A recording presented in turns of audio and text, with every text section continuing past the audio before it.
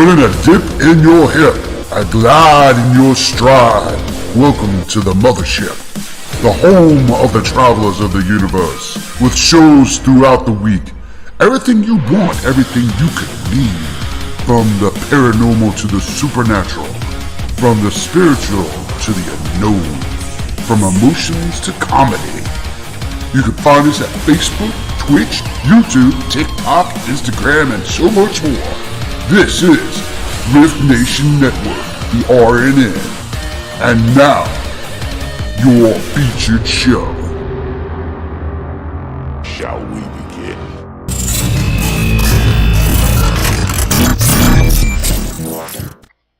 Sensitive/offensive content disclaimer. Please note that this podcast may contain material that some listeners may find sensitive, offensive, or disturbing. We strive to create respectful and informative content, but topics discussed may include mature themes such as violence, explicit language, or controversial subjects, triggering content including discussions related to mental health, trauma, or other sensitive issues, explicit language. Occasionally, our guests or hosts may use strong language. While we aim to handle these topics with care and empathy, we encourage listeners to exercise discretion. If you find any content distressing, consider skipping or seeking support. Remember that this podcast is not a substitute for professional advice. If you need assistance, please consult a qualified expert.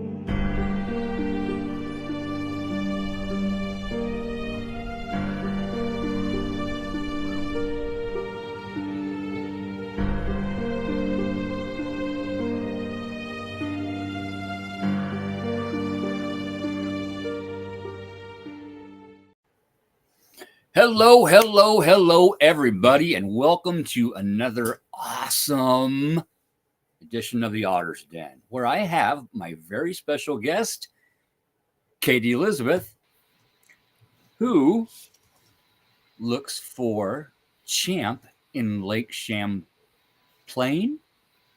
Yes, Champlain, not champagne. I almost slipped.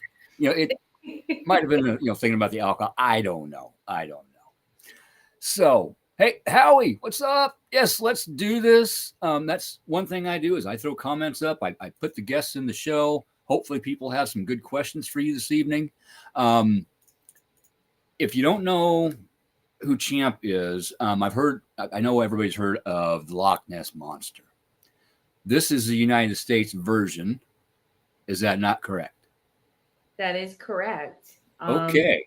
There's a lot of similarities between the sightings of the Loch Ness Monster in Scotland and America's Loch Ness Monster, known as Champ. But there is more than one, and we'll probably get into that later. Cool.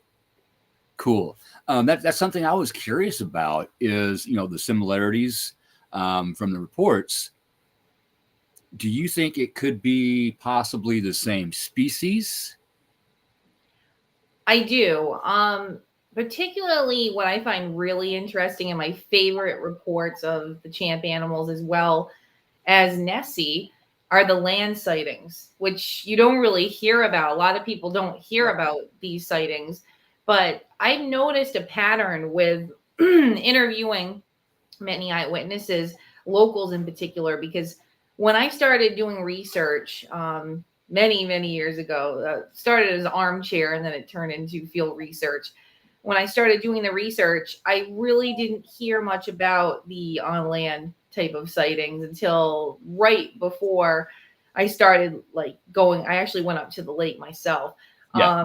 it's really interesting because some people have said, well, there's something going on where they're just saying that there's been land sightings of Champ. They're copying Nessie, which is baloney, because these sightings have come from people that have lived on the lake all their lives, that own hundreds of acres of swampland around Lake Champlain. Now, there's over 300,000 acres. That's a lot That's of a big swamp lake. around Lake Champlain, which is 120 miles long and 400 feet at its deepest, they say. I beg to differ with that. I think that there's caves, tunnels, and that sort of thing, just because of stories from people I know that have done scuba diving there and ended up in a cave and then dropping into another cave. And looking at the bathymetric, which is the bottom of Lake Champlain, on my sonar unit, you can see in some of these areas, it looks like the Grand Canyon. It's just amazing, the diversity of all these different ledges and stuff. It's just crazy where these animals could definitely hide in seclusion with no issue at all. That is amazing. I've often wondered if there were like tunnels and stuff under these lakes that they could go in and hide, caves. And one interesting thought that I've had, and call me crazy, a lot of people do, but there's been talk about like energetic portals where this animal is going back and forth from prehistoric times to the current time.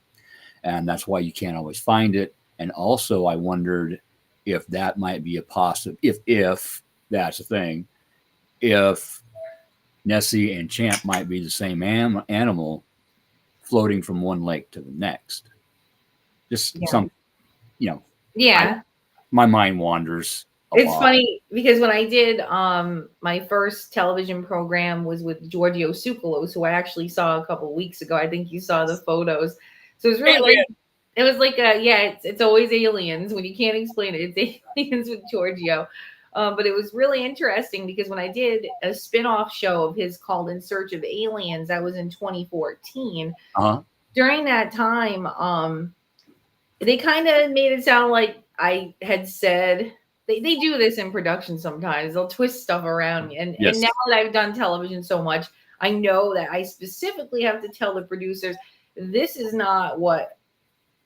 my thing. I'm definitely not going to hoax anything for television. That's out of the question. If that's what your plan is, you can find somebody else, because I take my work very seriously. So when I worked for Giorgio's production company, Prometheus, they had this theory on the show that there was some kind of vast tunnel that went all the way from Loch Ness to Lake Champlain. So it's kind of weird, but do I believe that these animals are of alien nature, of paranormal nature? I don't. I think that they're biological. But but the thing that I do believe is that there's definitely some sort of protection bubble around them. The Native Americans, the Abenaki and the Iroquois, used to pay homage to the horned serpents. And when they talked about the horned serpents, they said that these animals were created to protect Lake Champlain.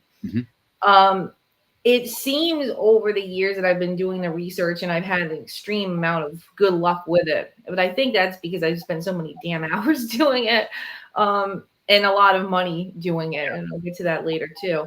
It's not cheap. It's almost like, because I don't mean them any harm, and I'm about the protection aspect. Maybe that's why. Maybe that's one of the reasons. I don't know. There's a lot of weird stuff out there, as you know, with the paranormal. I used to be a paranormal investigator, and I haven't done it in a very long time. And I think I spoke to you a little bit about it. Why? But I'm still interested in it. I'm very careful. Just at arm's length, if you know what I mean. I do. I'm the same way these days because of what goes on behind the scenes and what's said behind the scenes and what's done behind the scenes. It's getting to the point where it's almost difficult to trust people in that field anymore. Oh, it's the same way in the cryptozoology field. I mean, you have people hoaxing stuff. I mean, I saw this one picture, I think it was 2 weeks ago, and it was someone on my friends list. And I actually dumped him off my list because I'm like, I don't even want to be involved with a hoaxer. But he had put some pictures up of supposed to be 2 Bigfoots. And you brighten the photo and you can see like two black sheets in front of them, and they're on like the edge of a picket fence. I'm like, are you kidding me? And he's like, oh, look, they were talking to me. And I'm like, okay, dude, like get the hell off my list. I just I'm done. deal I'm with out. that mentality because I work so hard at what I do. And these are the people that are ruining the field, the credibility. That's Yeah. really important to us. And I don't think that that's fair. And they need to go. They need to find another hobby to Yeah. do or something. They really need to take a hike. So, Not wrong. They want fame so bad that they're willing to fake evidence. yeah. Others out there in the field simply aren't educated. They're using flash photography in the fall, walking through a field outside. I caught thousands of spirits. Look at all those orbs. Look at all the orbs. Yeah. It's dust. It's dust. I sorry. I have seen a few authentic, questionable things that may have been orbs. No other light source. They are emitting their own light, colored, distinct flight pattern, not bugs, because there's no other light. You got to do your research on your evidence. When in doubt, throw it out. That's what I say. That's what my team does. And I'm sure you're the same way. If you can't prove something, it may be this or it may not be, or I can't use this. Yeah. And that's just an authentic investigator, whether it be paranormal, cryptid, what have you. And I mean, I'm very, when it comes to the evidence and stuff, I'm very, very fussy. If I get something that I really, I have to go over it a bazillion times for me to present it. Yeah.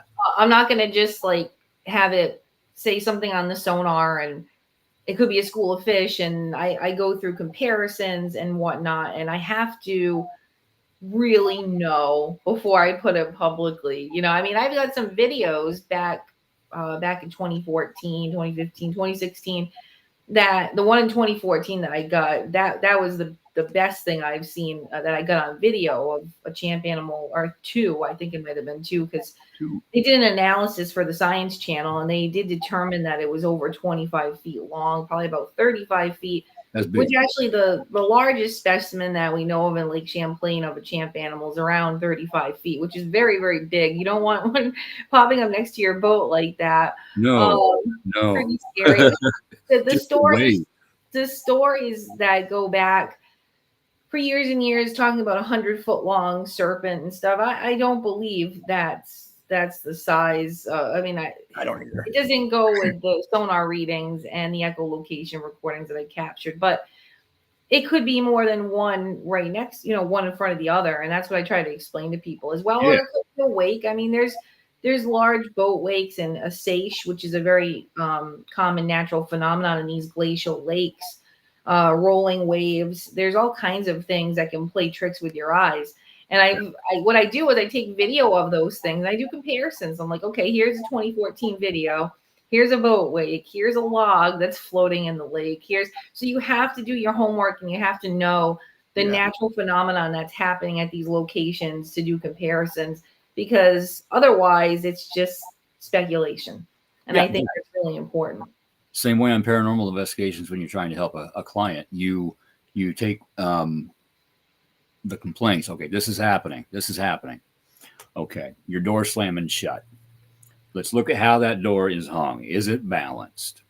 When you open another door and shut it real fast in the house, does that affect this door?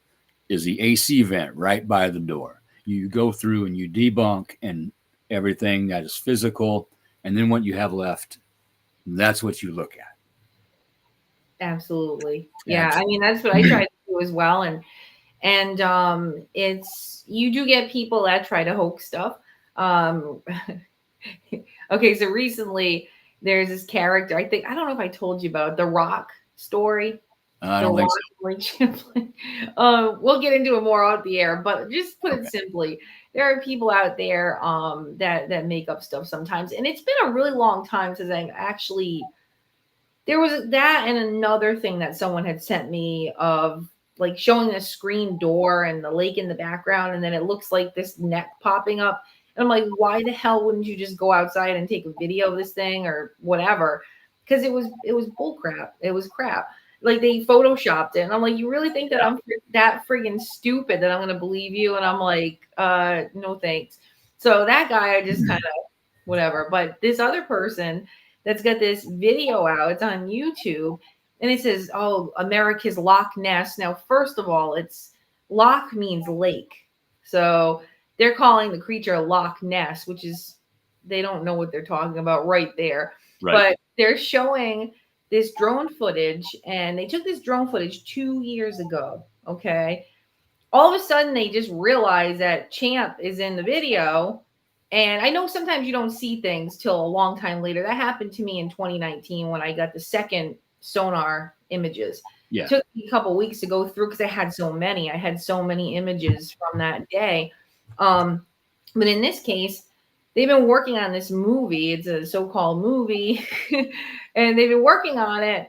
And they're like, oh, all of a sudden, it was a marketing scheme. So needless to say, what's really comical about the whole thing, at the beginning of the clip, you see a strip of land out in the water, and it's very, very quick. And I said, paused it. I said, I know what that is. And it was right off in the distance from the Champlain Bridge. Mm-hmm. And in the movie, they have this guy who's marketing this whole thing, him and this little girl in a dinghy, a really, really tiny dinghy.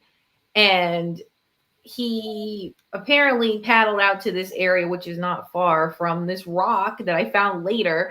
I actually went up onto the bridge, and I've never walked the bridge. I've been across the Champlain Bridge a million times. Yeah. But never walked it. Everybody says what a beautiful view and just taking time up there. It's a great vantage point if something does pop up. So it's a great place to kind of park your lawn chair on the sidewalk if people don't get peed off about it. You know, you can sit and watch. So I went out there and took a walk on the bridge, and I'm trying to look at the angles of where this piece of land is sticking out. And I look down, and there's Champ. It's still there. It's been there for 2 years. It's a freaking rock.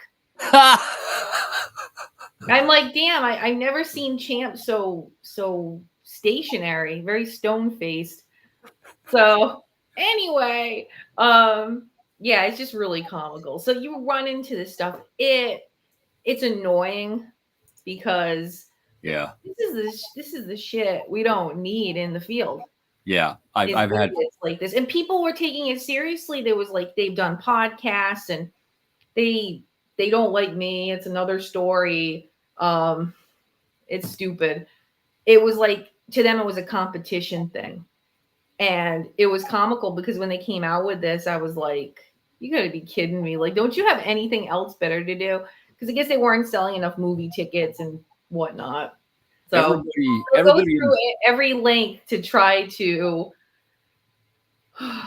get what they want, I guess. But yeah, it's a joke, and that's what I hate about when this stuff happens, because it actually does make the serious research like I do look even better, because more credible. It's total crap. So, but yeah, I'm sure you've seen stuff like that. I have. People have sent me EVPs and pictures and videos, and there's nothing there. Yeah, it's pictures of, oh, I caught the spirit in the window. Okay, A, the window is dirty. B, the light is shining on it. I can probably go there right now, look up and see the same thing. Yeah. You know, those older windows, they're not like the newer windows we have now. They weren't all the same thickness. You get a little dirt on them, and they're pareidolia, I believe is what it's a tough word to say. I know. Yeah. When you look at something and you think you see this, and then your brain fills in the rest. It's happened to me. I've had to double take stuff. You know, pictures I go through. It's like, I need to go back and look at that. So I'll drive back to the location and check it out. It's like, sure enough, yeah, it's dust. Debunked. Exactly. Howie had a question for you. Okay, I just did see that about Chesapeake Bay. No, I haven't, Howie. I've not researched for Chessie. I believe it's called Chessie. I have not done that yet. I've kind of got my hands full of Lake Champlain at the moment because I've had so much luck. I have investigated other lakes. Lake Memphremagog. Say that about 10 times. Oh no. Uh, Oh no, not this one. that's a lake that's about 2.5 hours from Lake Champlain. And I believe the creatures that are seen in that lake are the same as the champ animals, probably the same species, because they're in such close proximity to each other. It would make sense. Oh, I didn't mean to interrupt anything. Oh no, I just said it would make sense. Oh yeah, okay. I didn't hear what you said. Sorry. So, but yeah, there's Lake Memphremagog. There's also Lake Willoughby, which is in the same area. That one's only 5 miles long, but it's up to 375 feet deep. It's kind of like a crater type of lake. It's strange. Okay. Then there's Echo Lake and Lake Seymour as well. They're all clustered. And you see this also in Ireland and Scotland. A lot of these lakes are very close together. Where there's these sightings, and they're like, are there tunnels going from one lake to another? Are they going through these marsh systems to get at nighttime, particularly because that's when the sightings are happening in these marshes? It's really interesting because in Lake Willoughby, back in I think it was 1900, early 1900s, there was a team of horses that were taking ice blocks across the ice, and they broke through the ice and they drowned. And 2 weeks later, they found them in Crystal Lake down the road. This is a story. I don't know if it's true, but it's a pretty well-known story up there in that region.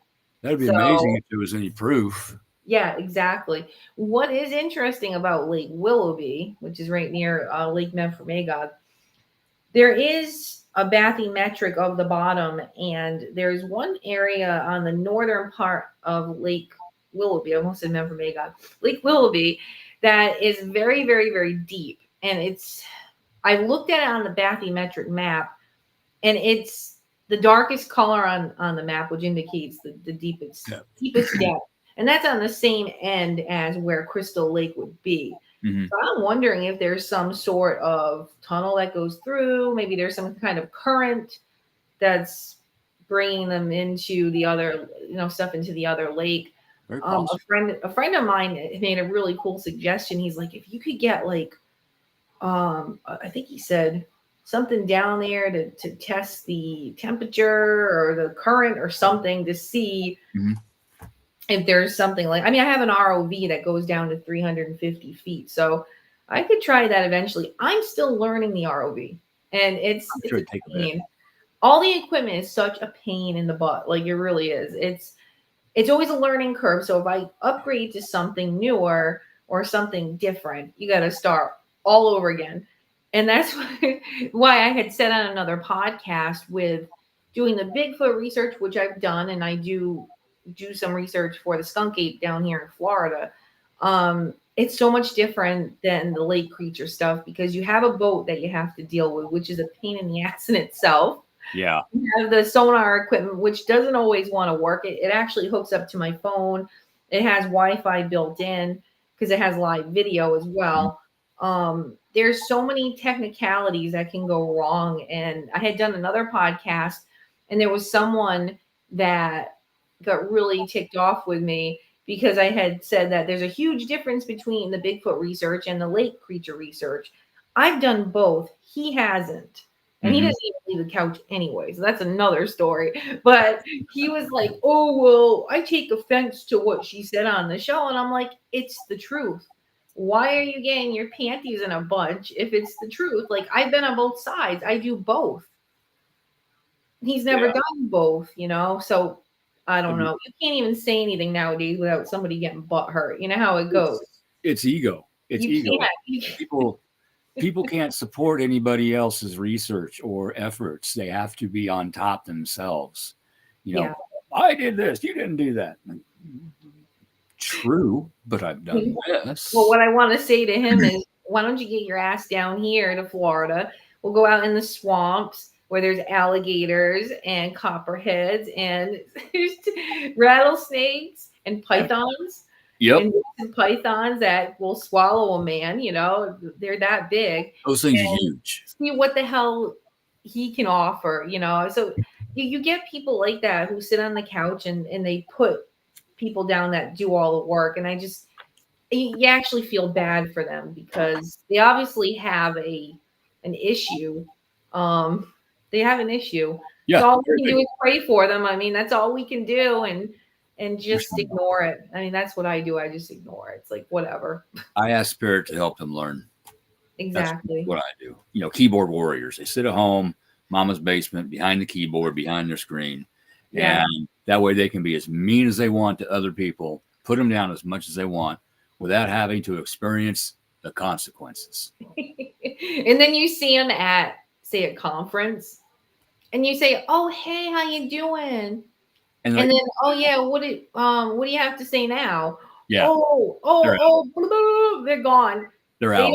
They will not face you in person. And I've had this No, happen so many times. I mean, there was one conference that I did, and the person found out that I was going, and they were supposed to be a speaker as well, and they backed out. So I'm like, oh well. I mean, you get the craziest characters. they Um, can't have a normal conversation, and they cannot agree to disagree. They yeah, cannot look at your evidence and facts because it's not theirs. They didn't come up with it. Therefore, it's wrong. yeah, Cognitive dissonance is a thing. No matter how much proof you put in front of them, they can't change their mind about something. That's hitting a lot right now. Just saying. yeah, yeah.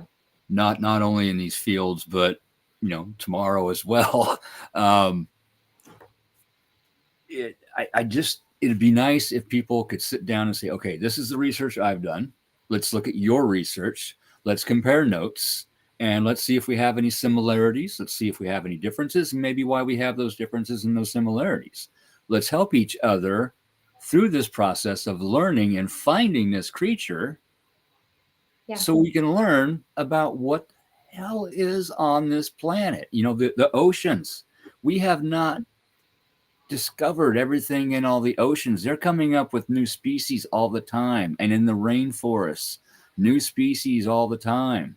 So why can't Champ or Nessie be a real animal that just hasn't been discovered yet? Absolutely. I mean, it's people when they think of Lake Champlain and they've never been to Lake Champlain, they're like, "Oh, how could there be these population of these creatures in this lake?" It's They huge. don't realize how freaking huge it is. I mean, you get up in a plane and you look down and it just blows you away. It blew me away. Even though I know how big the lake is, every time I fly over the lake, I get goosebumps and I cry. I actually cry. I'm such a baby. Like I look down there and I tear up because I see the amount of size this lake is Yeah. and what I've gotten. And I'm like, how the hell did I do this? I feel really proud of myself because I worked so hard at this. And to get results in such a massive body of water is just crazy. And I think it's just a proof of determination. And when you keep going and you don't listen to what anybody says, and a matter of fact, like they say, if you got haters, they're your motivators. So I always think of that all the time. Keep hating. Keep hating. Keep driving me. And like someone mentioned, like Renee mentioned in the chat here, it would be amazing if we all could come together and work together as a Yeah. team on things. You know what? There probably would be some kind of a lot more proof. I mean, I believe that there's Bigfoot out there, even though I've never seen one myself. But we would be so much further if we did come together Mhm. instead of fighting all the time. And I've had like people say that, oh, you can't work with her. That's not true. I have no problem. I work with tons of people. I get along with tons of people. It's the ones that try to sponge off of me and like coming on my boat and filming a documentary. I had this happen where at the time they didn't have any money, and that's fine. I didn't care about that. I wanted to do the research. Mhm. Later on, they made over $100,000. That's another thing. And then one of the people was talking smack, and I talked to the main person, and I said, "Why are they doing this to me? Like I took people out. I spent my own money. I really worked hard at this for you Mhm. guys, and I'm getting trashed like that. I don't think that's right." And then I get blocked and told off. So, it's it's a one-way street sometimes. It's very Yeah. sad, and I think it's all about them making a name for themselves, and they don't care who they can step on to get on the way, get their way. And I just don't think that's fair. And so I'm going to be working on some documentaries. My next one is going to be about UFOs because I did take a trip out to Vegas. Oh, when the hell was it? I think it was like 8 months ago. It's been a while. And we did some filming out there. I had some kind of strange things happen. So it's going to be really interesting to show that. I've interviewed some ufologists and stuff, and that'll be available on Amazon Prime. I'm not sure when, pretty soon. Then I have my documentary that I'm working on from my own research called Lady of the Lake, The Search for Champ. Yes. And so it's been a few years that I had planned on releasing this, but I kept saying, I have a feeling I need to wait. I need to wait another season because I might get something. And guess what? September 20th of this year, I got something. Yes, you did. Would you like to tell us about that something? Sure. So I was out on the research vessel Kelpie 2 out on the lake. And this season was like really, really hectic. The weather sucked. It was raining, it was windy, and you can't go out on that lake if it's nasty because we'll drown. I mean, some of the waves are 5 feet tall. You would just like the Great Lakes. I mean, the Great Lakes are insanely huge and bigger than Lake Champlain. Beyond the ocean. Yeah. Oh, totally. So I'm always very careful with the weather. And even the guys at the marina, they're so funny. They're like, "You going out today?" And I'm like, "I don't think I'm going to be going out today." Why? It's calm. I look at him. I'm like, "It's not going to be in about an hour." And sure enough, like the waves start coming down. Like, "How the hell did you're really good at this?" I said, "Well, I had to be because I got stuck in a storm one time and I almost sunk my boat." So I learned my lesson with that. So, that's not good. But I got out there and I took one of my friends with me. Her name's Marty. And she had never really gone out and done champ research before. So, because we've only known each other for a short amount of time. Yeah. She was super excited and she's probably thinking like this lady's totally nuts, but she's really, really easygoing and cool. So we gone out to a location that wasn't too far from where I've gotten some evidence before. I try to stick with the same places because it seems like they're very favorable for feeding. This particular area is like an abundance of fish, an abundance of crevices and different, probably caves. There's all kinds of places where these animals could hide, and they've been seen in this area since as far as I know, the 1900s. There's been, I think there was a ship called the Curlew that had seen a champ animal that was supposed to be like 100 feet long, but I think it was two of them. Also nearby was a sighting at a place called Camp Dudley on the New York side, and kids were out swimming, and the camp counselor yelled, "Get out of the water. There's something out there." And there was two of them out in the water. So the kids were freaking out and they're all running to the beach. So there's been a lot of sightings in that area. And not far away is Button Bay, where I got my 2014 video, and Arnold's Bay, which is where Benedict Arnold burnt one of his ships. So that's got a strange paranormal history as well. Yeah. There's a lot of weird paranormal UFO sightings, Bigfoot. So I was in this area and it was really hot that day. It was kind of an Indian summer. I said, well, I'm going to take my headphones off because they're the full kind that go around your ears and you get really sweaty. He says, "Oh man, I can't stand this anymore." So I took them off and I put them on the seat. When I did that, I was talking to my friend Marty and I had the volume turned up on the hydrophone, which is an underwater microphone system. Yeah. I heard click, click, click, click, click. And I was like, what the hell is that? And I'm always trying to be logical. I'm always trying to see, like, is there something on the boat? The boat wasn't on. There wasn't any boats near us. There was nothing. It was dead calm. And I have a video of the spot where we were and how calm it was. It was like glass. So that was when we had gotten this echolocation, which is something that whales and dolphins normally give off. Now, if we're dealing with a cetacean, which is whale or dolphin species, we'd be seeing them all the time. They'd be coming up to breathe air. They'd be more social. I don't believe we're dealing with any type of cetacean, but what's really interesting about these creatures is that I believe with evolutionary adaptation, they've developed this echolocation to find food and for navigation reasons. And I think the reason why they developed that when this was the Champlain Sea 10,000 plus years ago. It was actually full of coral and the water was clear. As you know, like wherever there's a ton of coral, it filters the water and the water is extremely clear, like in the Bahamas and around Yeah. Florida. And so with that clarity, maybe I'm not sure because I wasn't around. I'm old enough. I don't need to be that old. At that time, maybe they didn't have echolocation capabilities because they could see through the water so easily.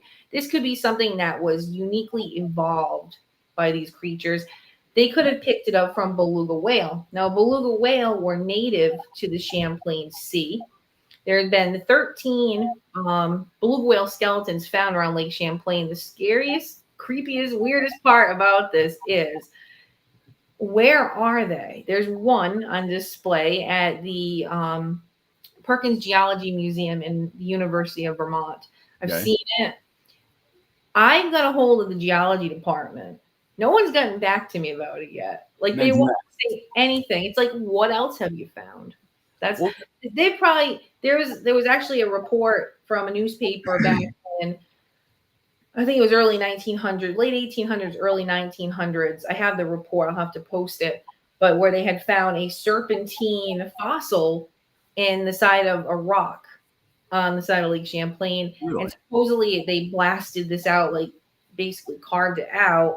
And then they supposedly sent it to P.T. Barnum for his museum that he had, which actually burned to the ground. So nobody really knows where the hell this serpentine fossil went. That's just like the redhead giants that they found. There was evidence, there was newspaper articles, there was photos of the skeletons, but all of a sudden, all of that evidence is gone. Why don't they want us to know the truth about what is out there and what has been in the past? Because they've told us this is our history. If we admit that, okay, this is a possibility, then they'd have to admit to lying about our history. They'd have to be able to change their mind about our actual history. They are making discoveries now that there were functional, intelligent civilizations over 26,500 years ago. And I'll bet we find older very soon. The science community, these scientists are, it's this, that's it. Well, then new evidence comes up. That's wrong. Yeah. And they argue they don't want to do the tests. They don't want to do the dating. They don't want to do the investigating because they would have to admit, okay, what I've been saying for years is wrong. Yeah. Same way with the paranormal. Same way with cryptid. It's, if we get new evidence, let's put it out there. Let's get it out. Let everybody see it. Let's study it. Let's find out what's going on and find out what this thing is. You know, echolocation, whales, dolphins, those are mammals. They're not fish. They're mammals. Bats, mammals. So chances are, if this thing has echolocation, it is a what? Mammal, not a fish.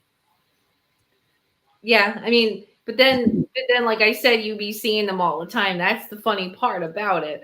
So, Yeah. I mean, with the evolutionary adaptation, I think that's probably what's going on here. There's cases of these animals being seen on land, sunbathing as well, which you do have seals and walruses that are mammal. My cat is getting into things. What are you doing? Kitty. Let me see. If I can grab her real quick and get her down from the shelf. 1 second. Go ahead. What are you doing? Come on. Yeah, this is Tootsie. She's the youngest one. Hi, Tootsie. What you doing? Getting into trouble. Did you want to come on the show? She's You're like, more than yeah, welcome. let me down.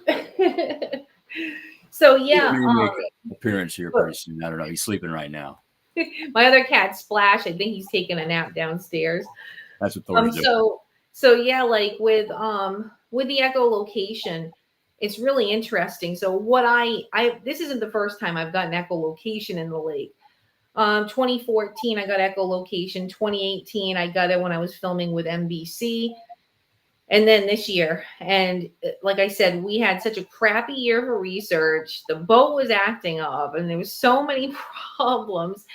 And I'm like, I got to go back up to the lake before it gets too cold. And So I finally made it up in September, which I That's usually pushing try to get everything done by the beginning of September, but this time I'm like, oh man, like it's kind of late in the season, but we'll give it a shot. The best month really is August. I seem to have the best luck in August for some reason. I think the temperature of the water, June, July, August into September are the times to see these animals, and I think that's because they're ectothermic. So, like any reptile or amphibian is ectothermic. They have to take the outer temperature to I can't even talk, sustain their inner core temperature. Right. So sunlight, sunbathing, they need it for bone growth also. Mm-hmm. So that's my theory with them. Are they plesiosaurs? I don't think so, because they couldn't hold their necks up high, which it's a really rare occurrence in sightings. But it does happen, and that's just not structurally their morphology does not allow that. But whatever these creatures are, I think they're very similar looking to the plesiosaur because of the sonar images that I got from 2019. So they have a long neck, but they have a longer midsection, and then they have the webbed feet, which there have been prints found, webbed footprints found in the marsh systems and across the world. I was going to ask you about that. Yeah. The So land sightings, I heard. I found some prints that I know are not giant beavers. I mean, there's some really strange things that I have found in the marsh. Whether I could say that they're champ for certain, no, but they're interesting. There's a lot of cut throughs that go through the marsh, which beavers do that, otters do that. Otters, I'm just kidding. So, with that being said, though, we really don't know if these are tracks from them. I mean, they're much wider. You can have beavers and otters that can go like trail side by side to make a larger path. Mm-hmm. So I don't know. There's some really strange stuff. I had taken my friend Dave Shealy, who does the skunk ape research, up to the lake to see his opinion, because he grew up in the Everglades. And he was really amazed at some of the cut throughs that were in this marsh system. He looked at me and he's like, "Are you sure you don't have alligators here?" And I said, "See, I mean, I didn't grow up in the Everglades. I've never grown up around alligators and crocodiles. We do have native crocodiles here in Florida, in southern Florida. Yeah. So I'm not really used to seeing that sort of thing, but I've done a lot of studying of that. And just to see, because with my theory of them possibly being reptile or maybe a very, very large amphibian or a hybrid of both, if it's an evolutionary adapted animal, that you could be dealing with something that's got both traits, which sounds unbelievable. But whales, they actually started on land. Which is really funny. A lot of people don't know that. So yes, in their fins, there are toe bones in their fins. Yep. Exactly. They started. Life came from the sea onto land, and then whales went back into the sea. And I was going to ask you, I made a little note, because there are certain fish who can breathe both air and they have gills to get oxygen from the water. But sometimes the water it gets so bad that there's no oxygen in it, so they have the ability to breathe air. I just had it, the name of one, and I forgot it. Bowfin? I think so.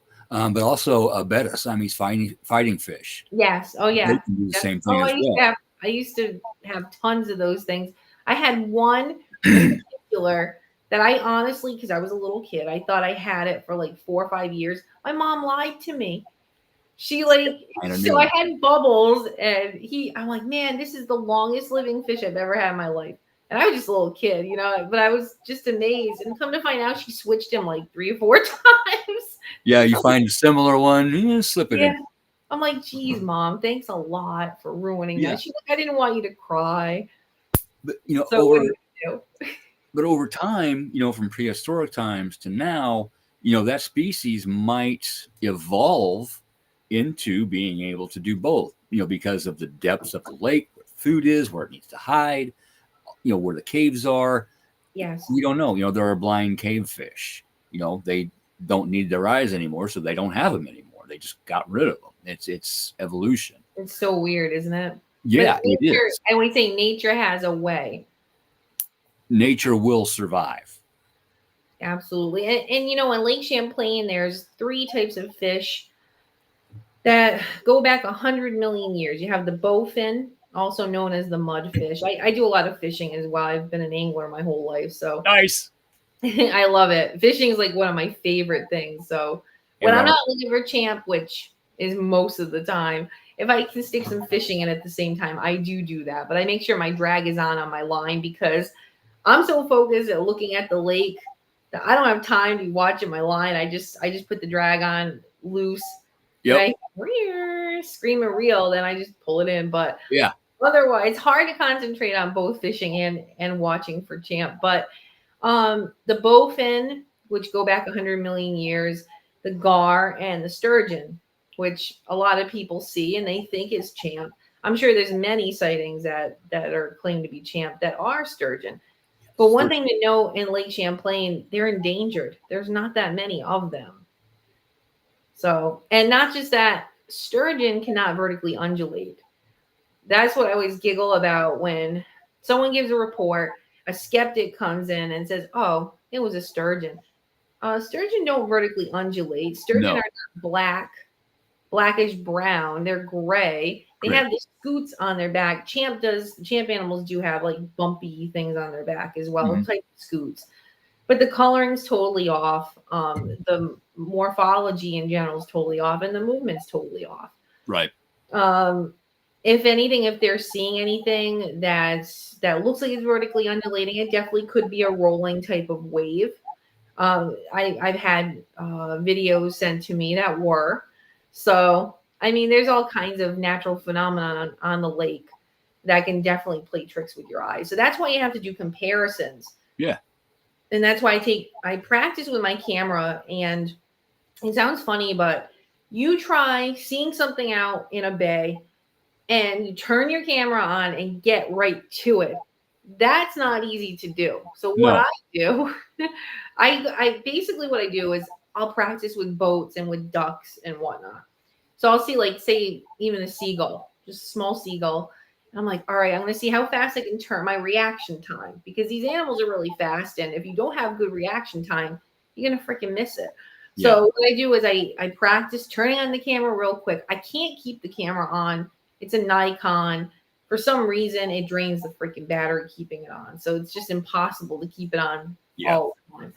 So then I turn on really quick and I try to zoom into said target, say a seagull, and try to get it in focus. And especially a moving target like a boat. And if one of these animals comes up and they're going fast, you try keeping up with it and keeping the camera steady. I mean, I always tell people have a tripod, because my 2014 video, I didn't have a tripod. So I had to stabilize it later on. Actually, I can't take credit for the bumpiness, the unsteadiness in the video, because my research partner at the time was taking the video. So I got you. but I practice my reaction time. I practice with using the background for scale. So say something comes up and there's a sailboat in the background, you can use that for scale size, which is extremely important, as you know. Like with Bigfoot prints, be like, oh, it's a Bigfoot print, and they don't show anything for scale, and it could be just someone's footprint. Yeah. So I've seen that before.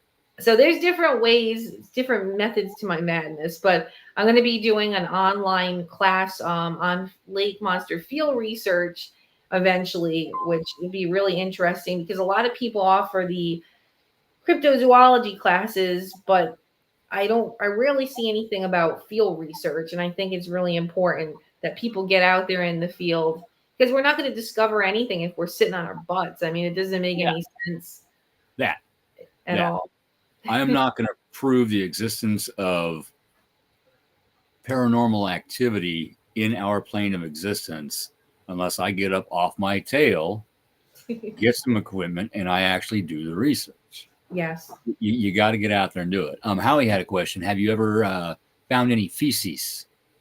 It's kind of funny, because that's a good question. Oh my God, I'm trying to remember what time of year it was. I think it was spring. It was spring, and the lake was just starting to thaw. Mm-hmm. And I had seen some like really straight. Now here's the bad part. Okay, millions of gallons of untreated sewage get into Lake Champlain every year, which is total shite. Okay, Yeah. and no pun intended. Legislature does absolutely nothing about it. They don't want to spend the money to fix the infrastructures at these wastewater treatment plants. Our rivers. Yeah, it's you know how it goes, but they're more interested in, you know, like redoing some stupid building that fell down into some stupid park. I mean, their priorities are all screwed up there. I hate to say Not it. wrong. State of Vermont, especially. I It's- used to live there, but it's like all the money that you pay. It's like one of the most expensive places to live. All the money you pay for taxes. It just, I mean, there was an instance where I would go fishing. I would get contractor bags and pick up all of the trash. I did that every spring around the lake. So I finally yes. got a hold of the town of Ferrisburg where I lived. And I'm like, is there any way you could like put a trash barrel? Because everybody's dumping their shit all over the ground. Mm-hmm. And we're like, well, we really don't want to do that. They don't want to spend the money. And it's like, well, what the hell am I paying taxes for? Yeah, it would take effort to do that. Whenever I go fishing, And I'm like, they may not use the trash bins. At least it's an option though. At least you have something there. right. I do the same thing. I've got trash bags in my truck right now. I go out to the lake to talk to Spirit, and I have a deal with some of the entities that I speak with out there. Hey, if you let me have some peace here on your land, I will help to keep it clean. There are some very interesting entities there that aren't always nice. So I made friends with these things, and we got a deal. I can go fishing. I pick up trash. I can go have my peace. I pick up trash.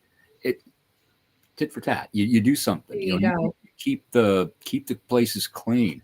They spent I don't know how many hundreds of thousands of dollars draining, redigging out, completely redoing a lake about 10 minutes from here, Big Indian. And the first year, people throwing picnic tables in the lake, people throwing tires in the lake, people just trash everywhere. It's sickening. And you see it everywhere, not just at the lakes, the rivers, at the parks.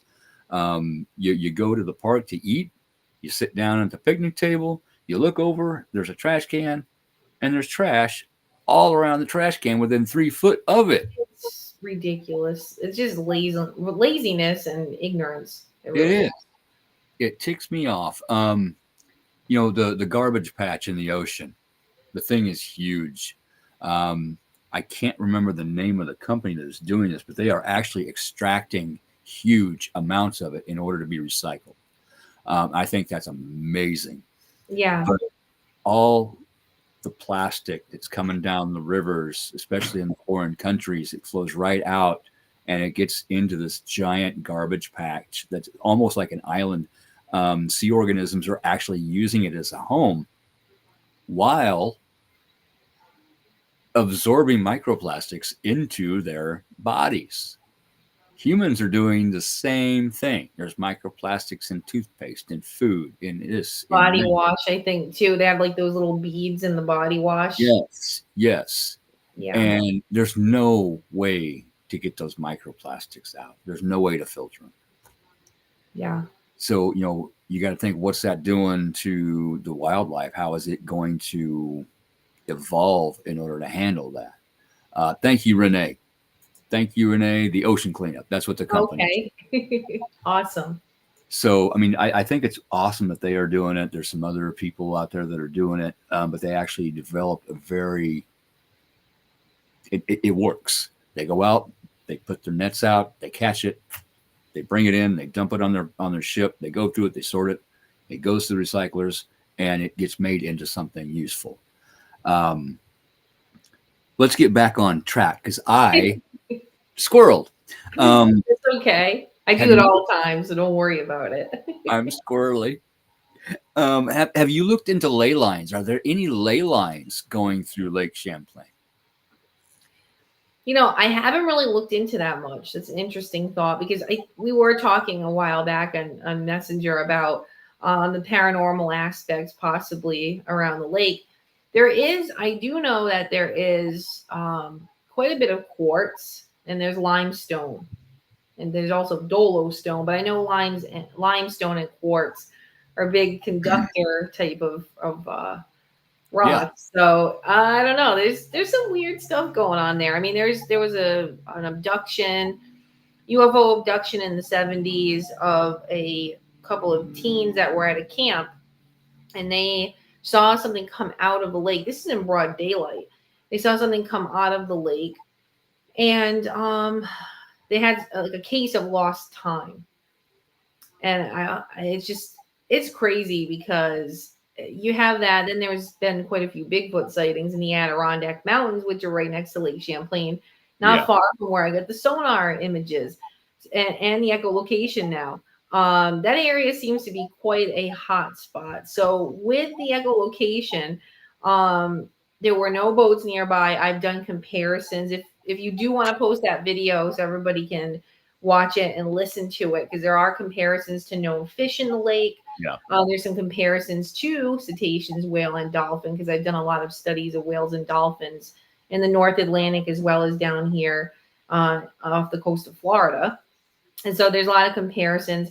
I sent the recording off to a nice woman named Cindy Jolie that lives in Perth, Australia. And she was totally amazed by the complex nature of the sounds.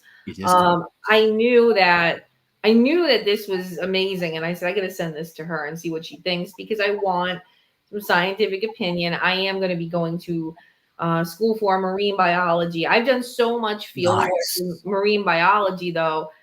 I'm not going to have an issue with that whatsoever, because I've done field work when a lot of the times when students come in to go to school, they've never done a lick of field work, and I've done that with the bioacoustics work as well. So it's going to be quite a journey with it, but it's going to be fun. I know I'm going to enjoy it, and it's going to definitely support the validity, credibility, scientific wise with my research. But in the meantime, I did have it analyzed, and she was amazed by the complex nature of the sounds. So I'm just really excited that this year was not a wash, and I'm excited that everything happens for a reason. It's really amazing why the weather was not cooperative, why the boat wasn't cooperative, and if I didn't go in September, I probably wouldn't have gotten what I gotten. So I'm glad that all these stupid things happened. There was a lot more. Like one of my friends that was supposed to come out with me on the boat, and he blew me off, kind of thing. Didn't answer the telephone. He's kind of known as the town hobbit anyway. He gets temperamental where he won't talk to people for weeks, and then everybody gets worried and calls the police, which I'm friends with the local police department. I'm friends with the guys there, and we sit and have coffee. I mean, this stuff that I don't like show behind the scenes, like sitting at the police station having coffee with the cops and like talking about Champ and UFOs and Bigfoot. That happens, and it's amazing that the whole town embraces what's there, and I think that's really exciting. It's not they don't think it's bullshit. I mean, there's some people that do. Oh, I've never seen anything. It's like, well, good for you. And then there's people that have said they never seen anything, and then 2 years later, I had a woman say she was so critical, but 2 years later, she came up to me and she's like, I just wanted to apologize to you. And I'm like, for what? I said, oh, I remember you. And she goes, well, I just wanted to let you know that I saw something last month out on the lake. I saw a head neck come up, and she was in her boat fishing. I will never, ever doubt what's out there again. And I'm so sorry that I treated you like shit, so we all learn. We all learn. It's crazy, but seeing is believing, and I have nothing against skepticism. Right. That's part of science. That's fine. Yeah. It's when they act like assholes to you. That's what I don't like. It's about respect. If you're scientific and you take pride in your work, you need to have some freaking respect for people. Yeah. And I think that's really important as well. I agree. It's the same way in the paranormal community. If you have never had a paranormal experience, you're more inclined not to believe in the paranormal. I have had said paranormal experiences throughout my entire life. I know this stuff exists. Same here. Know. I need no convincing. It is not my job to convince a non-believer. Your time will come. When you do, come talk to me. We'll take care of it. Exactly. No, it totally makes sense. Totally makes sense. Yeah. I have no problem with helping anybody, even if they don't believe in it. Hey, all of a sudden, I got this really weird stuff going on. I think I might need to talk to you. Okay. No problem. Give me a call. Let's talk. I got no problem helping anybody. There you go. Like I said, people need to work together, and people need to be willing to look into things that may not seem possible. Science is proving things that aren't possible all the time. All the time. Mm-hmm. And I'll bring up a prehistoric fish that is thought to have been extinct millions of years, was brought up off the coast of Africa in a fishing net. It's called a coelacanth. Yeah. Here it is, still surviving today. And that's the first one we've ever found in our present civilization. But yet here it is. Hasn't changed a bit. Just like no, I know it's crazy. I know I've seen some videos and pictures of them. What's really funny was the natives actually had stated like, hey, we've known about these things that they were around. We've eaten them. It's like, holy crap. Like the natives knew. And that's why I think the Native American legends, we really need to pay more attention to those. These people, they were, I mean, we're pussies when it comes to nature. Really, you think about it, these people lived in nature and they knew what was around them. They knew a difference between a freaking bear that's standing up and a Sasquatch. They knew the difference. When you get these skeptical guys, oh, Bigfoot, like they didn't pull this stuff out of their butt.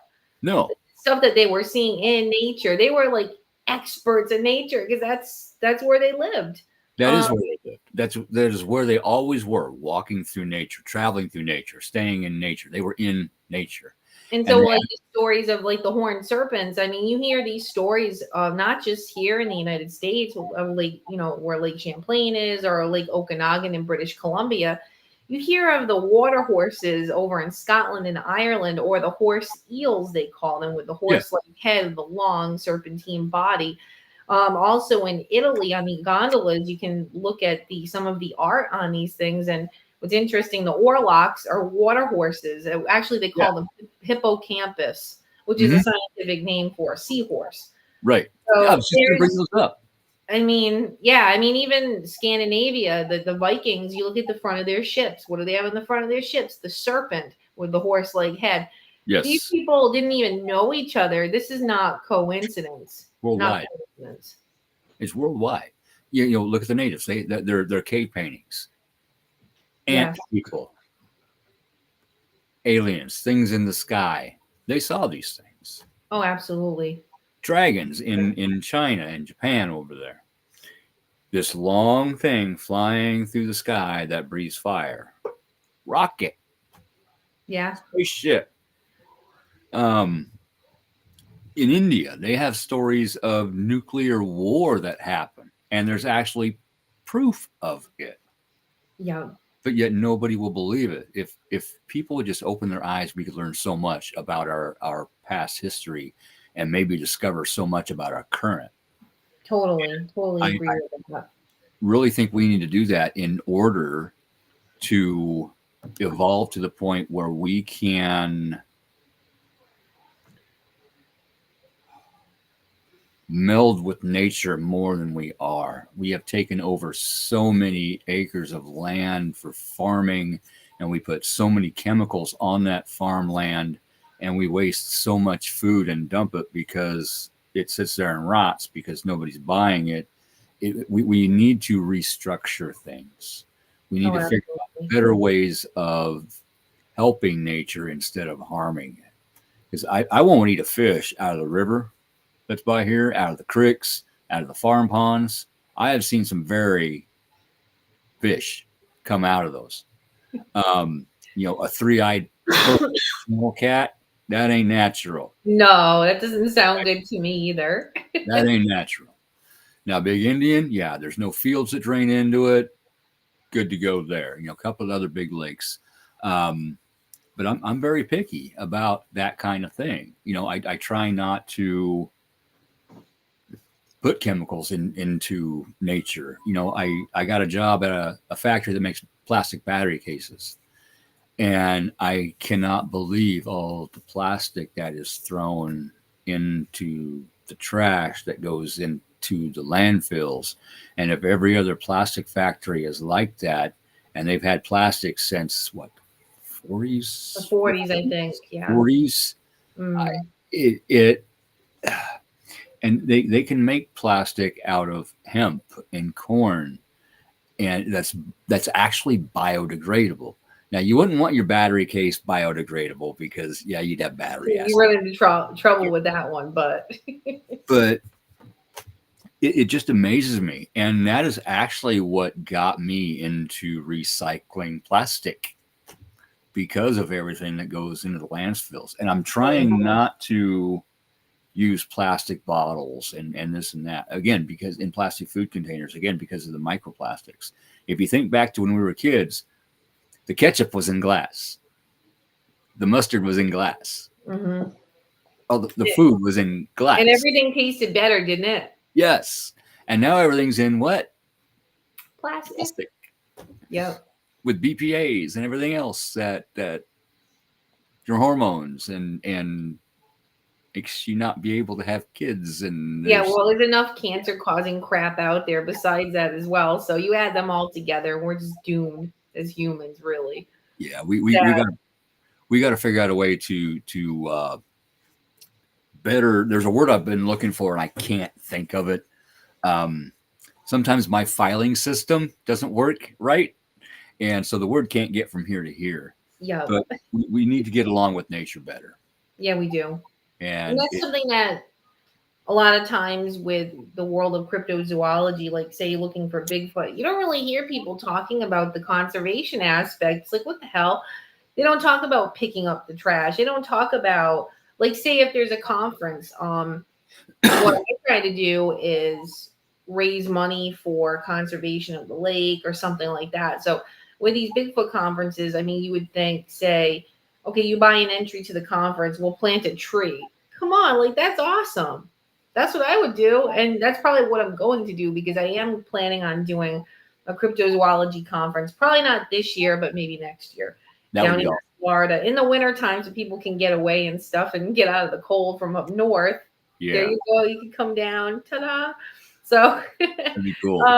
But I think it's really important with the conservation aspect, and it's something that we really need to focus on more to make the planet a better place. I mean, there's a lot of people that don't give a crap, and as you can tell, they drop their garbage everywhere.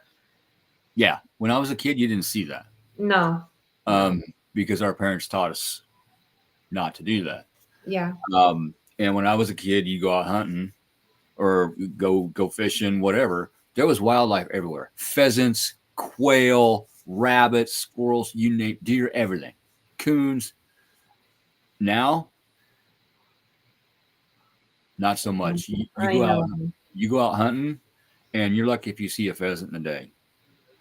Sometimes you'll get a group of them, but you just don't see the wildlife out there because of all the chemicals and the GMOs, and their habitat has been taken. So, where are these cryptids going? Are they developing different ways of surviving? Are they developing camouflage abilities like the octopus? Scientists are wondering if the octopus is from another planet.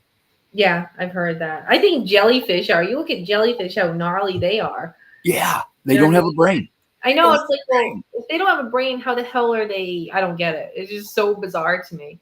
So that's one creature in itself that's really, really weird. There's a lot of weird stuff out in the deep oceans that they've discovered, like new species of fish that can live in these volcanic vents. It's like, how the hell is that even possible? Yes. Yes. Entire mini ecosystems by these vents at the bottom of the ocean in that cold water at those pressures. It's crazy. If you brought one up, it would explode because of the pressure difference. Ooh, gone. Nuts. Fish guts everywhere. Yeah. When I was a kid, I watched Jacques Cousteau. Oh, I've got like the whole. It's so funny because Eric, my husband, he's got a whole Jacques Cousteau DVD set, and I keep telling him, when the hell are we gonna watch good old Jacques? Because I just love watching his program growing up, and yeah, it's addictive. So I need to catch up on the old programs, but sorry to interrupt. It's and Hallie brought up a subject earlier. I don't know if I can find the comment or not, but the megalodon, the giant prehistoric shark. They're talking about there have been sightings of this fish. Yeah. Way down deep, and if you go deep enough, correct me if I'm wrong, there is a layer. Thermocline. I think so. Thermocline. Where the water under the top water is a lot heavier because of the salinity, maybe. Mm-hmm. Okay. And normally what lives down there doesn't come up through, and what lives up here doesn't go down through. They have their own little sections pretty much. Right. So what's in that? Because we really have not explored that yet. Yeah. What could be down there? We don't know. I mean, I've seen some weird stuff on the sonar besides what I believe is champ. Just weird shit. Like, you wouldn't believe some of the stuff you see on there. Like, what the hell was that? Just the bathymetric, the bottom of Lake Champlain in some places. It's like looking at the Grand Canyon times 10. It's amazing. You're like, how the hell? It's just, and a lot of people, the most common question, of course, is how come dead ones aren't found? How come we haven't found a dead one? Well, if you're dealing with a very heavy ectothermic animal, I mean, for example, alligators, sometimes you will find one floating. It's very rare because the other alligators eat them. This could be the same thing. The other one could be eating the carcasses of them. Right. Nature has a way, as we said. Microorganisms. It's crazy. And so they could be burying themselves in the mud during the wintertime when they go into a torpor-like state, which is what the ectotherms do in these freshwater lakes. The snapping turtles, some of them bury themselves in the mud. Some of them just slow down into a torpor-like state where they're just moving very slowly. They're not eating. There's another replenishment of food in the wintertime that these animals aren't eating as well. There's just so many possibilities, and I don't know. It's quite the mystery, but I'm starting to really learn their habits quite a bit because I know where to go to get the evidence now. I have a couple of great hot spots, and it seems like, it might not be every day you're going to get anything, but it seems like sticking to those places, they're very habitual. So say you have deer that go to the same field to eat grass at a certain time. They may not be there every night, but if you keep going there, they're gonna come back. Exactly. Same way in the paranormal field. If you want to get evidence, you go to somewhere where you've gotten evidence before. You take notes on what the atmospheric conditions were on, what was happening, where the resonance of the earth was. You take notes, you do it scientifically. Okay, I know I can get evidence in this spot when this is happening. So that's when you go and you do the same thing. And that's what you need to do. Just going to someplace haphazardly, you might catch something, you might not. Yeah. It's like going fishing. I might catch something today. I might not. Look at the draw, you just never know. And I do have a book out, and it's called Water Horse of Lake Champlain. This is a sample copies, a proof copy. Water Horse of Lake Champlain, The Search, which is available on Amazon as well as Barnes and Noble. And it's a great book. I worked so hard on that book. It's about 232 pages long, full of tons of information of the data that I've collected. This will be my 13th year coming up of doing field research in Lake Champlain. I've captured the echolocation, the sonar images, sonar video, and also surface video. So a lot of the still shots from some of that stuff are in the book. And if anybody wants to go on my website, it's www.katyelizabeth.org to check out my research there. And then, of course, my Facebook page is Champ Search. Yes. I also have another page. I got too many things going on. The International Dracontology, DRACON. I share stuff like that. Alliance.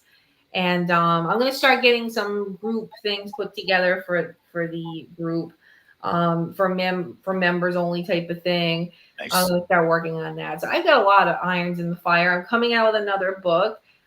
This one's actually a children's book, and it's called Hello Baby Champ. So Nice. It's been a lot of fun. I've done the illustrations for it. I was looking for someone to do the art, and I didn't have much luck. I said, you know what, screw it, I'm going to do it myself. So I did it myself, and there you go. A little bit longer, but it's the way that I envisioned it. So what I wanted it to be. So it did work out really good. That is amazing. That is amazing. I'm going to ask the audience, do you have any questions for Katy? And as we're waiting for questions to come give me through, a good one for crying out loud. Like sometimes I get like the same crap. It's like, oh, I did like the poop one. Like, have you found feces? And we did find some really strange crap that was floating around, but yeah, and it almost looked like seagull crap. So I don't know. It was weird. And actually, alligator crap looks like that, alligator feces. So it could have been champ poop. Who knows? Who knows? If we knew and we had access to a lab, we could do some type of DNA testing, from a reptile or amphibian of some nature. But that it was weird. But who the hell knows? They let so much sewage into the lake at times that we really can't tell if it's just been crap sitting around. It's partially treated. It can probably look like that. But that's a really good question. I really like that question. That was a good one. It would take so much money to DNA test everything, and then come back and it's contaminated with this or contaminated with that. You'd have to find something that's isolated.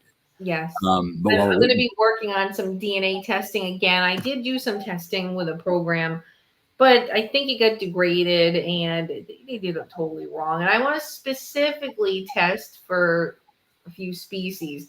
It takes a certain type of filter to do it. Different type of filters for the water specimen. I'm going to be trying to reach out to some overseas companies that have done TV shows. I don't know. It seems like anything local to Lake Champlain, they don't want nothing. It's almost like they know that there's something there and they don't want to admit it. Right. That's why I try to deal with companies outside of the area. Understand that. There's a little bit of controversy going on with that stuff. I might sound like a conspiracy nut, but I really think that they're, for instance, I have this piece of bone. I don't know where the hell I put it. It's around here somewhere. But I have a piece of bone that I had found on the lake. And I had sent photos of it, 360 photos and videos to several universities. And nobody's telling me what the hell this bone could possibly be. It looks very similar to beluga whale, which would make sense because there were beluga whales in Lake Champlain, and there's about 13 skeletons, although there's only one on display, and nobody will tell me where the others are. I kind of think it might be beluga whale, but wouldn't it really suck if this whole time it was a champ animal bone? Yeah. It's been sitting on my shelf for like 6 years. I totally understand that, because you mentioned UFOs, abductions earlier. I had one of those, and I have an implant. Yeah, right, you were telling me about that. That's crazy. And the doctors can tell me everything that is not, but they can't tell me what it is. It ain't wood. It ain't plastic. It ain't bone. It ain't steel. It ain't this. It ain't that. What is it? We don't know. That's nuts. Come on. Take me home already. You got the tracker. Come on. Send me the tracking link so I know where you are. Yeah, but wherever you go, there's no bills and jerks. You're all set. That's all we could possibly want, right? Yeah. I'm not seeing any questions from the audience, but I do have one for you. Okay, awesome. Before we jump off here, I do have an appointment in about 10 minutes. So Let me think of my words. How did Katy Elizabeth come to be? What got you interested in this? What pushed you to where you are now? Oh, geez. I started like my fascination when I was 7 years old. I saw the Mansi photo that was taken in 1977. And I started studying Champ and Nessie and Ogopogo and other lake creatures around the world. But I seemed to stick with Champ for some reason. So it wasn't until 2012 when I got up to the lake. My mom didn't have any really interest in taking me. She never really took me anywhere. I hope she doesn't watch this show. She'll get pissed off at me. But anyway, then it was honestly like my second day, I had my first sighting. I did not get it on video, which is like, how the hell do I have a sighting after my second day at the lake? It was just like, I'm like, no one's ever going to believe me because I didn't get it on video. They're going to think I'm full of shit. So, 2014, though, I got the same, I don't know if it was the same creature, but it probably was around the same time, moving in the same direction in a vertical undulation. So at least I got it on video in 2014. Nice. As far as how I got where I am today, it's not giving up, not giving up, not giving a shit like what people think.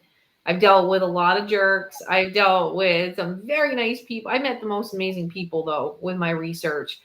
You have the idiots over here, and you have the really awesome people that you become lifelong friends with.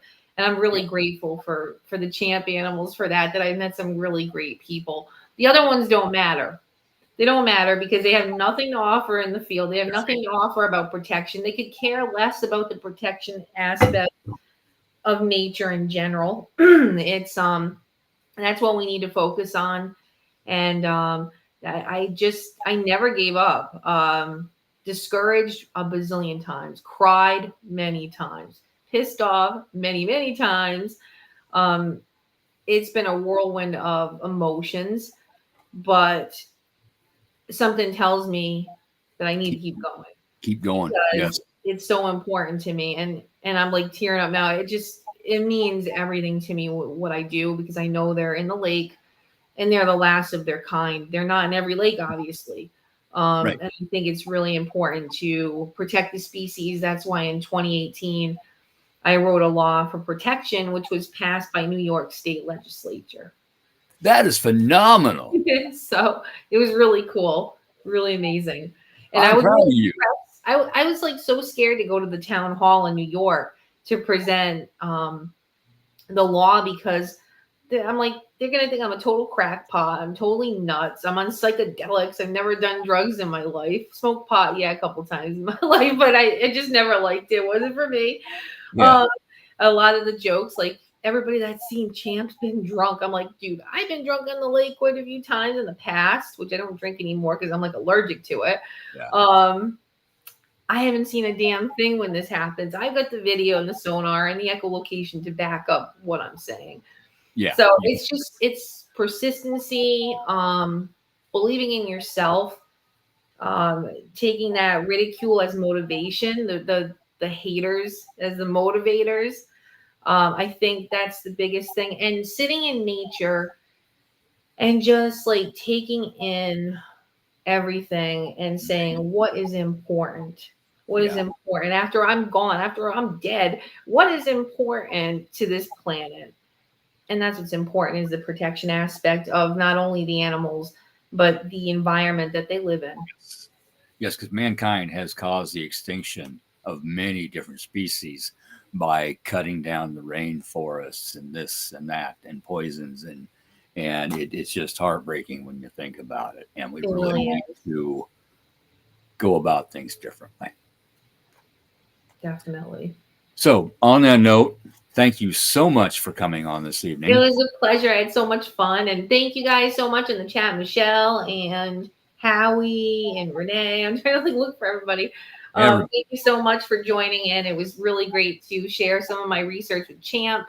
And check out my Facebook pages and videos on YouTube under let's see, the newest video. I think if you can post, we can probably post the link and then they can check it out on your page.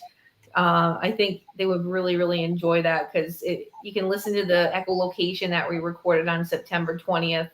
And there's other videos on the channel as well. My channel's kind of new in aspects where I don't even know when the hell I made the channel. It's been a while, but I haven't been attentive to it as much as I should. But I'm expecting to get quite a few followers once I get my documentaries out. So it's basically growing at the moment. I will definitely be checking out that book. I'm going to get on Amazon and get that. I've been meaning to. Thank you so much. That's very sweet. Thank you for doing what you do. That means a lot to me. Thank you. Does. It does. It really does. So on that note, thank you everybody for tuning in. Thank you for supporting us. And you all have a great evening. And we will see you next week, next Monday with Joni. And we'll look at the astrology and what's going on up there and how that's going to affect us here in the 3D world and spiritually. Go team. All right. Thanks. Night. Thank you.